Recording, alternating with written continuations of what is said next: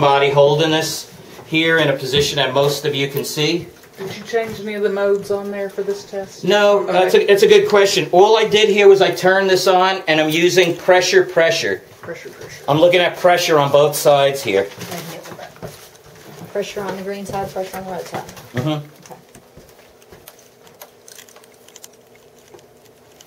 Okay. Now this has been on pilot. Let's see if the pilot's still lit. Yes, it is. We don't have any water pressure in the house, by the way, but this tank is full. I made sure it was before I lit that. How'd you know? Because I could feel the amount of weight in here by just slapping it. Because if it wasn't filled, this thing would just be able to be very light. Yeah. Okay. All right. Now this house has been tested already, so I already have some openings here. And I'm going to be taking my draft in the pipe up here. I'm going to be taking my draft in the pipe here. But I'm going to be doing my CO testing above here. Always remember, got to find a location where I'm getting undiluted CO. Once I'm in this pipe of the water heater with a draft diverter below it, it's already mixing with air. Over here, I don't have a draft diverter, so I could use that hole for both my draft, my spillage, and my CO. That's where I'm going to puff my chemical smoke in. Oh, by the way, do I have that on the counter over there? Back here, I think, on the shelf behind you. Yeah. Okay, it's back here. So, is your CO meter ready? And we didn't learn anything about getting that thing. All I need to do with the CO meter is to start it up outside in clean air to ensure that I have a clear sensor on there. And it's been done? No, that hasn't been done, but since I'm going to let these, this is going to be the procedure here. I'm going to do a spillage test on the water heater. I'm going to do a draft test on the water heater. Then I'm going to fire the furnace, and I'm going to do a spillage test, blow a little smoke in there, and I'm going to do the draft over there. Then I'm going to refire the water heater, and I'm going to recheck the draft in both of them. Just making sure that I have enough chimney for both of these things to operate at the same time. I may be fine one at a time, but I need to make sure that I can handle both of them, because there are going to be plenty of times when both of these are firing at the same time. Once I have both of them firing right at the same time, and I've checked the draft, at that point I'm just going to let them run and heat up, and in the meantime I can go outside, I could start up my CO meter, let it clear out, and when I come in, I'm going to be able to stick it in down here, get a test there, I'm going to come over here, get a test over here, and I'm going to be done. If you go outside, that doesn't change your worst case scenario, or will you at that point, that's a very good question. Once my draft and spillage tests are done, then that worst case scenario has nothing to do with it. That only has to do with draft. It has nothing to do with a CO test.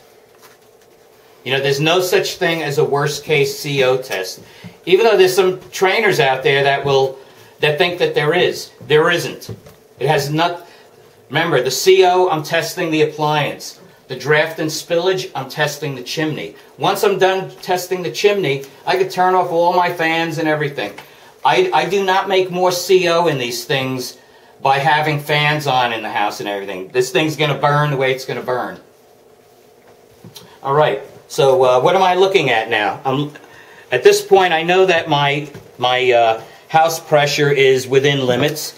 And now I'm starting to look at the vent pressure. Right now, it's floating a little bit, but it's slightly negative. But it's not very much. Remember, 0.75 is what I need. Now, I haven't fired the appliance yet, so, it doesn't mean I failed anything. It's just, most of the time, what you're going to see is that you have enough draft that you already passed without the appliance even firing. But I must fire it because when I put flue gases in there, suddenly I'm throwing a lot more volume in there. And so maybe then I won't have it, or if I had a blockage or something like that. So only when it fires do I really care what that number is. But if I'm going to fire this thing up, wouldn't I do my spillage then too? Of course I am. Okay.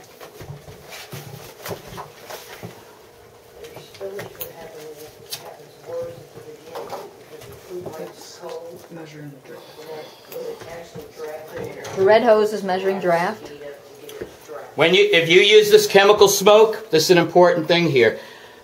You do not want to hold this and pull this plug out of here because it'll go whoosh. We want to be very controlled with this. What I do is I hold the little hose and I squeeze it shut. And I hold it right below where that T is.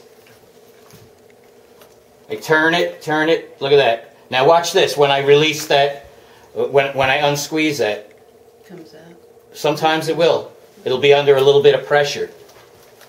I could also stick this T in here, and I'll get like sideways. This will close it off. This way, I'll have a nice thin stream of it. I don't need to puff a lot of smoke here. I'll do a couple of puffs ahead of time, just see do I have any draft in. Before turning it on. And you see how it's bypassing it? It's not really pulling in. Right. That should coincide with what I see there. I've got almost no draft at all, so but I do have slightly negative, so I am seeing a slight bit going up. At this point, I'm going to turn this water heater on. Go for pilot. I heard it. There it is. That doesn't sound too good. Hold on to that. I want to see. Oh, it's firing. She's coming with our gift card. Okay. Okay. So I'm going to... Now my 60-second period starts. Can I get this thing to draft? Sure, I can smell. Remember, I'm going to keep this about an inch away from that draft diverter. And I'm going to just puff around, all around here. It's going up. And it's going up. If it doesn't go up, I'm going to see some of the smoke bypass. And remember, I don't have to puff a lot of smoke here, just a little bit. And I got 60 seconds. I'm not in any rush here.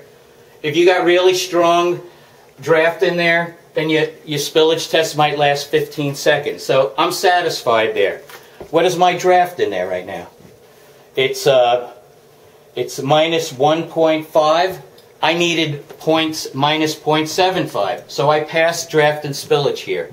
I'm going to turn this back to pilot. 1.5, 1.7. All right. At this point, I'm going to want to fire this furnace.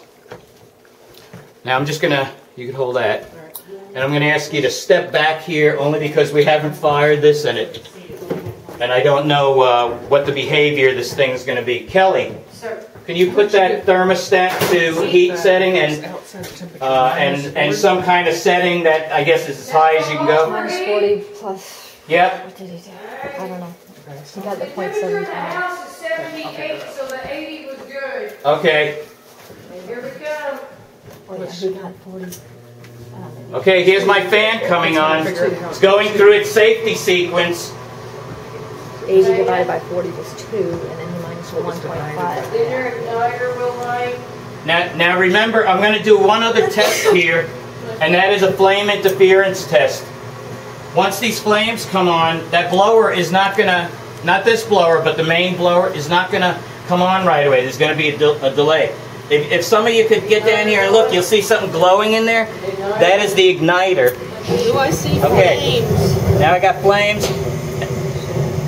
I got. Come on, baby. Come on, baby. This is, see, I needed a little bit of help from me. Dirty. Okay. Smoke. This is all I can do here.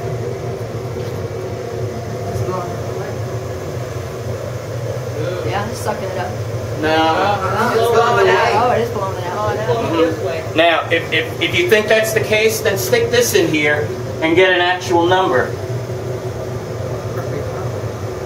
I don't have a lot of draft there. It's kind of floating. I do have a pass for draft. Pushing it out. No, Pushing it this way. It's not It might be clogged. Might be something living up there. Let me go outside and see if I see it. No, don't worry about it, because this tells the real story. I might, as long as I have negative draft. Right now it says positive. Yeah. Can we go look outside? Positive 1. I don't know what you'd see. 1, 2. No smoke and it's clogged. Okay. I'm going to shut this off. Now, shut it off at the thermostat. Just lower it. You do not want to shut a furnace off at the service switch because it needs to go through a cool down sequence. It's a bad mistake. You can crack the heat exchanger if you just shut it off. See how the flames went out and the blower is continuing to go?